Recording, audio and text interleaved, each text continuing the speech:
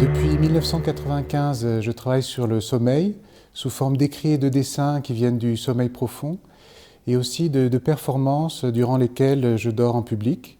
C'est un projet pluridisciplinaire pour lequel j'ai travaillé avec des scientifiques, des artistes, des enfants, ou encore récemment avec des prisonniers.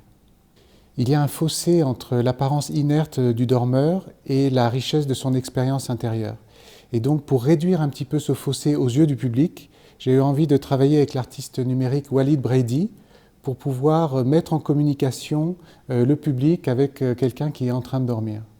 Il y a principalement deux états dans le sommeil. Il y a le sommeil paradoxal durant lequel on rêve et le sommeil profond qui est majoritaire et plus mystérieux. Et dans le sommeil profond, le sommeil ralentit, les neurones sont synchrones et elles vont de plus en plus lentement. Et donc c'est ce ralentissement qu'on avait envie de montrer en temps réel pour le public. Et pour ça, on s'est dit que ce serait bien d'avoir des vagues ralenties. Et donc on a travaillé avec Jean-Marc Chomaz qui nous a dit pour ralentir des vagues, il ne faut pas qu'elles soient à la surface entre l'eau et l'air, il faut qu'elles soient à la surface entre deux liquides de densité différente. Ce projet initial, c'était vraiment un espace de recherche, c'est-à-dire c'était vraiment l'idée comment donner une matérialité à des ondes cérébrales et les transformer dans un processus physique. Et c'est à partir de ce moment-là qu'on a fait nos premiers essais avec deux liquides différents, d'abord dans une cuve rectangulaire pour voir ces vagues au ralenti, puis dans un bassin circulaire. Avec Virgile, Walid et Giancarlo, on a très vite pensé que c'était un espace intéressant justement de relier cet inconnu du cerveau, ce monde caché à l'intérieur de cet océan, à l'intérieur de notre cerveau, avec le vrai océan, qui est aussi une pensée du monde. C'est-à-dire que cet écoulement dans l'océan, ça retranscrit tout ce qui se passe sur cet être vivant qui est la planète, avec une interaction aussi avec le vivant, avec le fait que même le vivant à l'intérieur de l'océan participe à cette circulation. Donc dans les précédentes résidences, on a finalisé une étape en réfléchissant collectivement sur la résolution formelle de cet objet.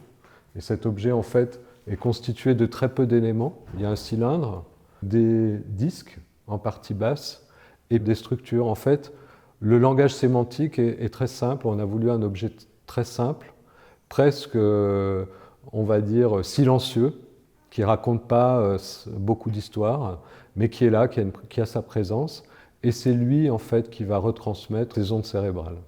Et dans ce processus, nous avons rajouté un élément qui est l'élément de la lumière et l'ombroscopie que Jean-Marc connaît très bien. Et on a vu qu'en fait, cette vague et cette turbulence liquide et cette ombroscopie, pas seulement esthétiquement intéressante, mais ça rappelle quand même cet état de sommeil et cet état d'activité cérébrale. L'ensemble de ces recherches menées en commun, tous ensemble, a conduit à l'idée qu'on va faire un anneau. Et cet anneau, il y a une lumière qui va être mise en haut de l'anneau et qui va faire une grande projection de tout ce qui se passe dans cet anneau dans lequel il y a du fluide dont la densité varie avec la verticale, et va faire une grande projection sur le sol.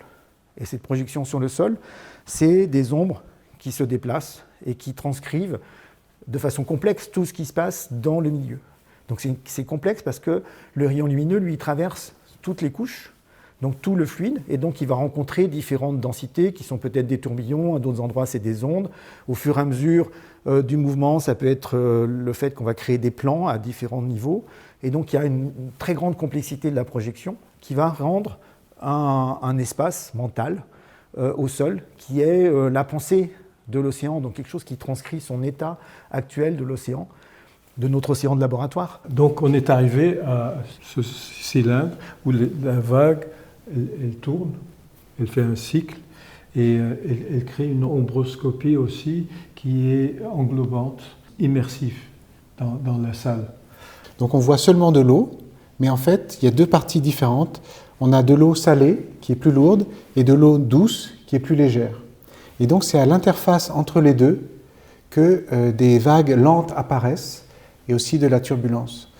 Donc plus tard, pendant l'événement, donc je dormirai avec un capteur électroencéphalogramme, et ce sera les ondes de mon sommeil qui piloteront un anneau qui tourne en haut, et qui feront apparaître des vagues lentes qui feront comme ça tout le tour du bassin et qui seront visibles au sol par ombroscopie.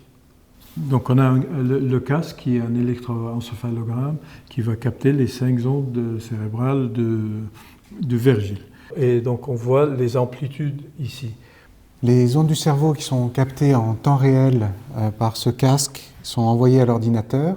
Ces données sont traitées par un système qu'on a élaboré avec Didier Bouchon, qui permet de piloter d'une part un moteur qui va diriger l'agitation des vagues et d'autre part un dispositif sonore créé par Walid Brady qui va augmenter l'aspect immersif de l'installation grâce au son. On commence à aller vers une installation qu'on pourrait appeler artistique, c'est-à-dire qu'on n'est plus en contrôle, c'est-à-dire que les objets qu'on crée ont une puissance imaginaire plus grande que l'imaginaire qu'on a mis. Donc on a ces deux mondes qui existent, le monde peut-être de la pensée ou de l'imaginaire qui est à l'intérieur, et il y a le deuxième monde qui est le monde physique qui obéit à des lois physiques qui, lui, est à l'extérieur. Et dans cette installation, on relie les deux. Donc l'essence pour moi de cette installation, c'est d'essayer de nouveau quelque chose d'impossible, c'est de mettre en dialogue un cosmos extérieur, donc la dynamique de cet océan qui fait partie du grand cosmos et de l'ensemble de ce qui se passe avec les planètes, les galaxies, à l'échelle qu'on veut pour le cosmos, avec un espace intérieur qui est aussi secret, peut-être encore plus secret, qui est une autre construction d'un autre espace dans lequel il y a un autre cosmos intérieur.